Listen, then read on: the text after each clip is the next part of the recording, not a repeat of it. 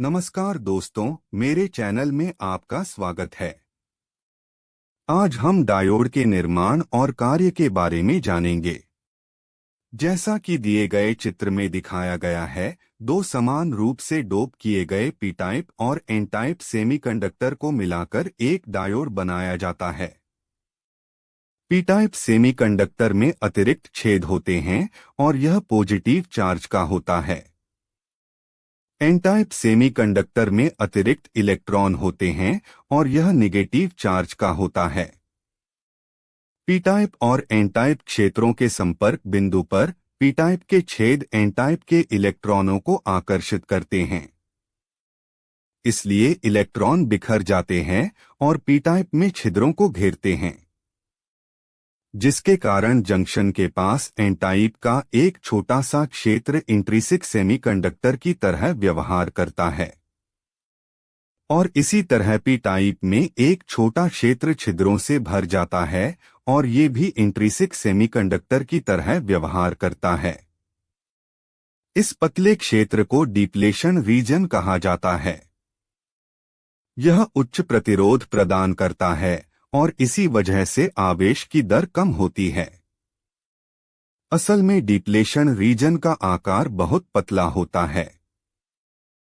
दोस्तों, अब हम डायोड के बायसिंग के बारे में जान लेते हैं। जब एक डायोड शून्य बायस्ड होता है, मतलब डायोड को कोई सप्लाई नहीं होता, तो डायोड से कोई करंट नहीं गुजरता है। हालांकि यदि आप डायोड के एनोड और कैथोड को जोड़ते हैं तो आप छोटे वोल्टेज या करंट का निरीक्षण कर सकते हैं।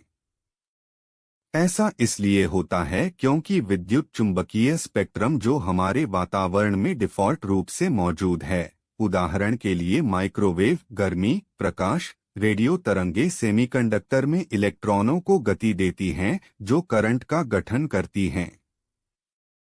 व्यावहारिक कारणों से इस धारा को शून्य माना जा सकता है। दोस्तों, अब हम रिवर्स बायस के बारे में जान लेते हैं। रिवर्स बायस में पी टाइप क्षेत्र नेगेटिव वोल्टेज से जुड़ा है और एन टाइप पॉजिटिव टर्मिनल से जुड़ा है, जैसा कि ऊपर दिखाया गया है। इस स्थिति में पी टाइप में छेद बैटरी से इलेक्ट्रॉनों द्वारा भर जाते हैं। एन टाइप रीजन में इलेक्ट्रॉनों को बैटरी के पॉजिटिव टर्मिनल द्वारा डायोड से खींचा जाता है। इस वजह से डायोड में चार्ज का चलन कम हो जाता है और डिप्लेशन रीजन की परत चौड़ी हो जाती है। इसी वजह से डायोड द्वारा प्रतिरोध बहुत बढ़ जाता है। रिवर्स बायस में बहने वाली धारा केवल माइनॉरिटी चार्ज के कारण होती है, जो सिलिकॉन में नैनो एम्पियर और हाई पावर सिलिकॉन और जर्मेनियम डायोड में माइक्रो एम्पियर में होती है। अब हम फॉरवर्ड बायस के बारे में पता करते हैं।